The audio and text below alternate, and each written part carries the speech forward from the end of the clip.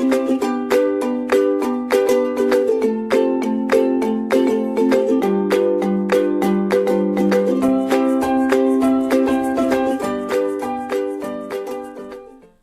back to the lecture series on employee relations and labor laws. Today we will discuss about the Payment of Wages Act 1936. I am Dr. Kokila Saxena from JSS Academy of Technical Education, Noida. To introduce this act, we can say the desirability of legislative enactment to protect the wages earned by the workers while working in factories and other establishments. The Royal Commission in India in 1934 examined the entire question in detail and recommended the legislation regarding wages, mode and manner of payment, deductions from wages and imposition of fines in certain cases. The object of the act is to provide the employed persons shall be paid wages in a particular form and at regular intervals and without any unauthorized deductions. So, we will discuss various authorized deductions also which can be imposed on the employees. Now, we will start with the important definition part, which is section 2. Definition part consists, first is appropriate government, means in relation to railways, air transport services, mines and oil fields, the central government, and in relation to all other cases, the state government will be the appropriate government. Now, next is employed person, includes the legal representatives of a deceased employed person. Employer includes the legal representative of a deceased employer. Next important definition in this act is factory, which means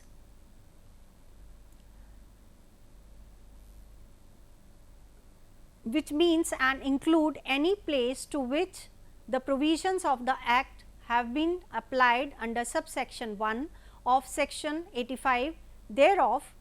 Industrial or other establishment means any tramway service or motor transport service engaged in carrying passengers or goods or both by road for hire or reward. Next is air transport service other than such services belonging to or exclusively employed in the military, naval or air forces of the Union or the civil aviation department of the Government of India. Other than these, dock, wharf or jetty, inland vessel mechanically propelled, mine, quarry or oil field, plantation.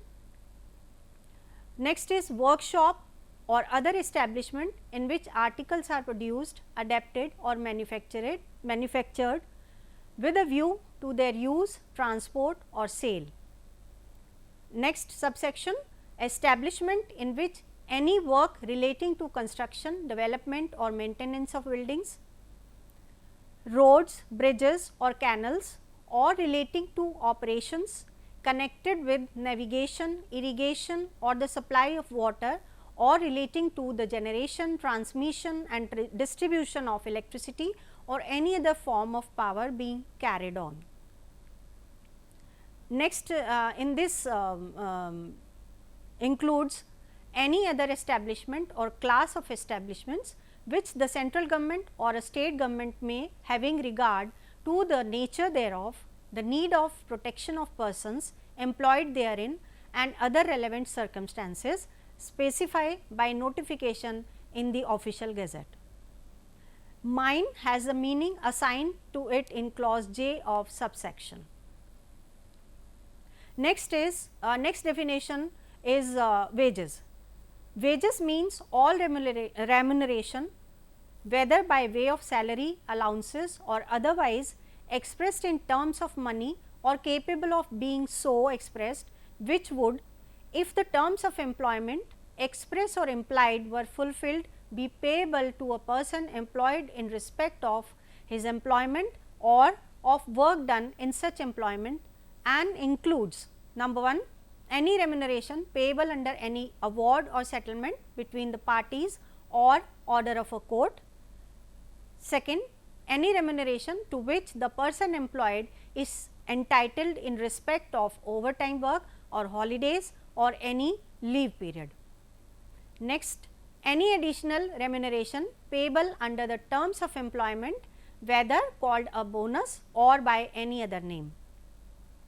Next is any sum which by reason of the termination of employment of the person employed is payable under any law, contract or instrument which provides for the payment of such sum, whether with or without deductions, but does not provide for the time within which the payment is to be made.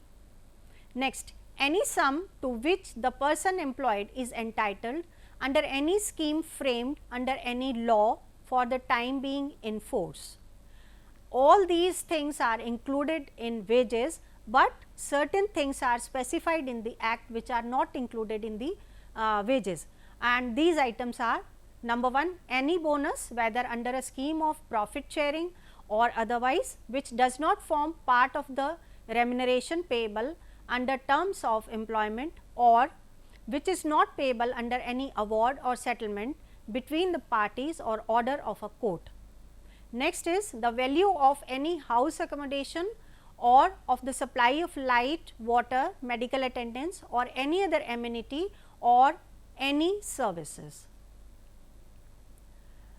These are excluded from the computation of wages by a general or special order of the appropriate government. Next is any contribution paid by the employer to any pension or provident fund and the interest which may have accrued thereon, any travel allowance or the value of any travelling concessions. Next is any sum paid to the employed person to defray special expenses entitled on him by the nature of his employment, or any gratuity payable on the termination of employment in cases other than those specified in subclause D. Now comes the provisions of the act. The first provision contains in section 3, which says about the responsibility of payment of wages. Now, this provision says that every employer shall be responsible for the payment of all wages required to be paid under this act to persons employed by him, and in case of persons employed in factories, if a person has been named as manager of the factory under the subsection 1 of section 7 of the Factories Act 1948. Also, in industrial or other establishments, if there is a person responsible to the employer for the supervision and control of the industrial or other establishments. In railways, if the employer is the railway administration and the railway administration has nominated a person in his behalf for the local area concerned. In case of contractor, a person designated by such contractor who is directly under his charge, and in any other case a person designated by the employer, the person so nominated or the person so designated as a case may be, shall be responsible for such payment. The person so named and the person so responsible to the employer or the person so nominated as the case may be will be responsible for such payments. It is also provided that anything contained in subsection 1, it shall be made responsible of the employer to make payment of all wages required to be made under this act in case the contractor or the person designated by the employer fails to make such payments. Next is fixation of wage period, which is section 4. It is provided that period of wage payment should be fixed, period shall not exceed 1 month of time. Next is section 5, which talks about the time for wage payment, which says that any factory or industrial establishment in which less than 1000 persons are employed, wages must be paid before the expiry of the 7th working day after the last day of the wage period in respect of which the wages are payable, and in all other cases wages must be paid before the expiry of the 10th day of the month. Where the employment of any person is terminated by or on behalf of the employer, the wages earned by him shall be paid before the expiry of 2nd working day from the day on which his employment is terminated, and all payments must be made on a working day. Next is section 6, mode of payment of wages. The provision says that all the wages shall be paid in current coin or currency notes or in both. However, the Act provides that the employer, after obtaining a written authorization from employee, can pay either by check or by crediting in bank account. Next is authorized deductions. These are authorized deductions from wages. These are section 7 to 13. Authorized deductions are any loss of wages resulting from the imposition of the penalties are termed as authorized deductions. A withholding of increment or promotion, including the stoppage of increment at an efficiency bar, the demotion or time scale or a longer stage in scale, or suspension. These now we will talk about various provisions which are allowed as deductions, or we can say these are authorized deductions which are permitted from the wages of the worker. Now, this is provided in the Act that wages of an employed person shall be paid to him without deductions of any kind except those authorized by or under this Act. Every payment made by the employed person to the employer or his agent shall, for the purposes of this Act, be deemed to be a deduction from wages. Second, any loss of wages resulting from the imposition of good and sufficient cause upon a person employed of any of the following penalties, namely the withholding of increment or promotion, the reduction to a lower post or time scale or to a lower stage in a time scale, or suspension, shall not be deemed to be the deduction from wages in any case, where the rules framed by employer of the imposition of such penalty are in conformity with the requirements, if any, which may be specified in this behalf by the state government by notification in the official gazettes. Deductions from the wages of an employed person shall be made only in accordance with the provisions of this Act and may be of the following kinds. Now, first deduction which can be made from the wages of worker is fines. According to section 7 subsection 2a of the SAD Act authorizes deductions by way of fines. Section 8 lays down the rules for the imposition of such fines.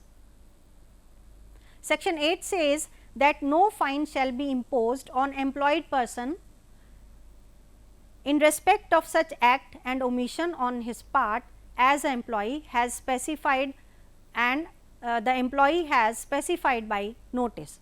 Now, various provisions of fines are number 1 is notice leading of fines on workers out to be shown in the work premises. Second is fine out not to be forced on the worker until he gives the clarification and causes of the demonstration or omission he made. The aggregate sum of fine out not surpass 3% of his pay. Fine out not to be forced on any representative who is younger than 15 years. Fine out to be forced for one time just on the pay of the employee for the demonstration or exclusion he made. Fines out not to be recovered in the method for portions or payments from the representative. Fine out to be recovered within 60 days from the date on which fine was forced. Fine out to be forced on the day act of exclusion made by the worker or the employee. All fines granted from the worker out to be credited to basic reserve and used to help the employees. Now, next is deductions for absence from duty.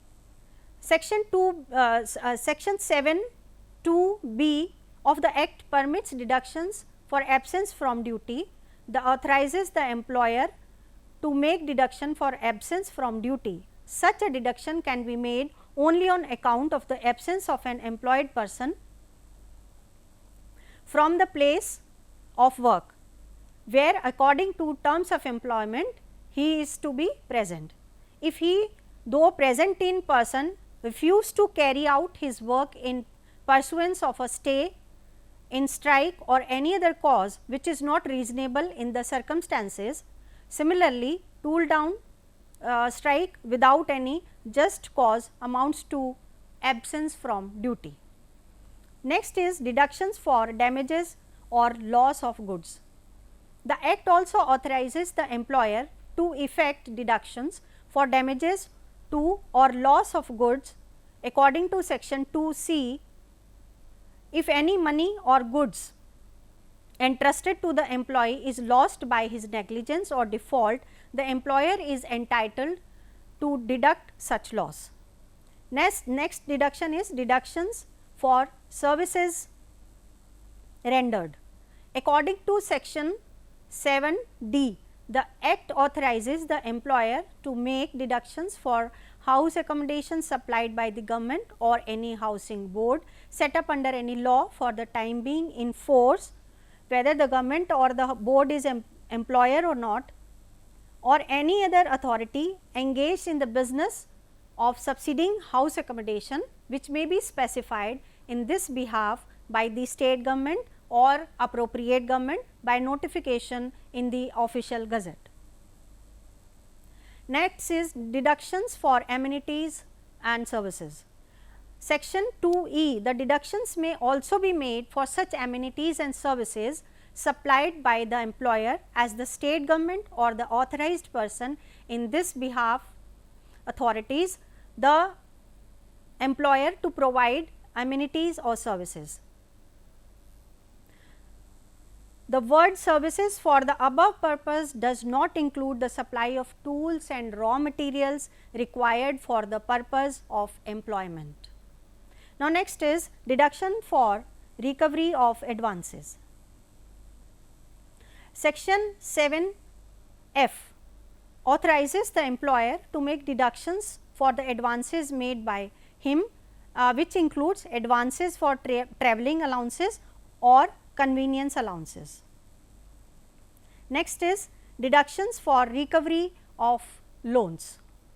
Section 2ff, the employer may make deduction for the recovery of loans together with interest made from any fund constituted for the welfare of labour in accordance with the rules approved by the appropriate government in this regard. Next is deductions for recovery of loans granted for house building.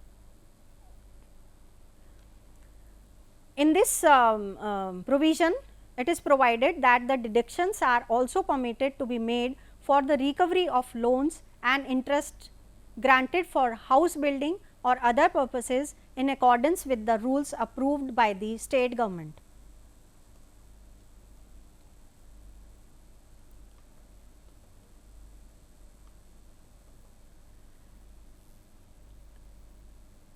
Next is deductions for recovery of deductions for income tax payable by employed person. If employed person is liable for any income tax to be paid, that deduction can be made from his wages. Next is orders of the court. If there is any settlement process went in court and court has decided to get the wages deducted from the workers, from the workers wages, that deduction can be made. Apart from these, any contribution to provident fund, payment to cooperative societies and insurance schemes, for house accommodation or acceptance of counterfeit based coins, if it is been made by the worker, all these deductions can be made from the wages of the worker. Now, next deduction is deduction for recovery of losses on account of failure to invoice or to collect. Deduction for incorrect rebates or refunds. If any incorrect rebate or refund has been made to the employee or the worker, that deduction can be made from the wages of the worker. Also, if he had collected wrongly or he had made an invoice of wrong amount, that deduction can also be done from the wages of the worker. All deductions which are legal in nature, they can be made from the wages of the workers. Now, we will discuss about what illegal deductions are. All deductions for damages or loss is not attributable to his neglect or fault. If any damage or loss is not done is done without any negligence or fault of the employee or worker, and even then wages have been deducted, that is called illegal deduction. Next is deduction from railway administration on account of any rebate, refund incorrectly granted, and such loss is not directly attributed to the neglect or default of an employed person. Next is deduction made for payment of any insurance policy without written authorization of employed person. If there is any deduction made by the employer from the wages of the worker, and it is due for any insurance policy, but worker has not given in writing to the worker to the employer, and he did it, that will be deemed as illegal deduction. Deductions are made wholly or partly made for payment of to cooperative societies exceeding 75%. If the deduction is made for the payment of cooperative societies and it is the deduction is exceeding 75%, that deduction will be deemed as illegal deduction. And in any other cases, if it exceeds 50% of his wages, that will be deemed as illegal deduction. Now, there is a provision regarding the maintenance of registers and records in the organization by the employer, which comes under section 13A, which says that every employer is required to maintain the register in following matters. First of all, he should maintain the details of people employed, workers employed in the organization. Then the nature of their work, what they are performing in the organization, what are the wages they are being paid, what are the deductions he is making from the wages of the workers. Also other particulars which are required by the authorities or which may be prescribed by the authorities should be maintained within the organization by the employer. These registers and records must be preserved for 3 years and must be available at the time of inspection. Now comes the authorities under the Act. Basically, under Payment of Wages Act, inspectors are appointed by the appropriate government. This is under section 14, and they are appointed for the purpose of this act within the local limits. The inspectors are empowered to make examination or inquiry in order to ascertain the provisions of the act. If there is any prohibition of any act or there is any illegal deduction made, so in that case he can examine any paper or he can inquire any person within the organization related to Payment of Wages Act. Also, Inspectors can enter, inspect and search any premises of any factory or industrial establishment at any reasonable time for carrying out the objective of the acts.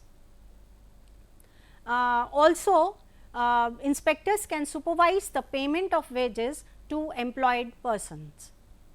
Means he can personally go to the organization and can supervise the payment of wages as and when the payments are being made.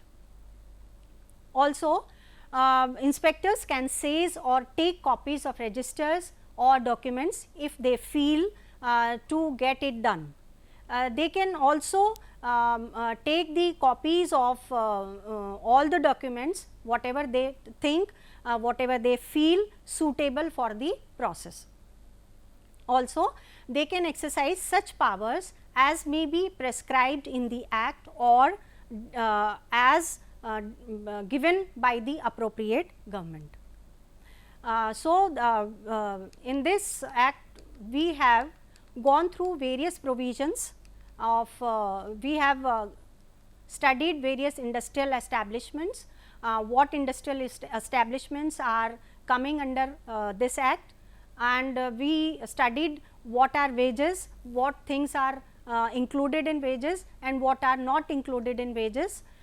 We have gone through all these provisions, and then we have studied all provisions related to responsibility and time, fixation of wages, mode of payment and deductions, and all the provisions related to fines and all deductions made which can be made from the wages of the workers.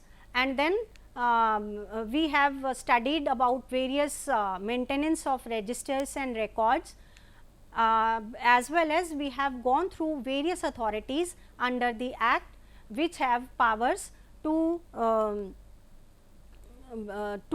take care of the industrial establishments, and they are responsible to regulate or to exercise the laws pertaining to the industries. Thank you all. This is all about Payment of Wages Act. Thank you so much.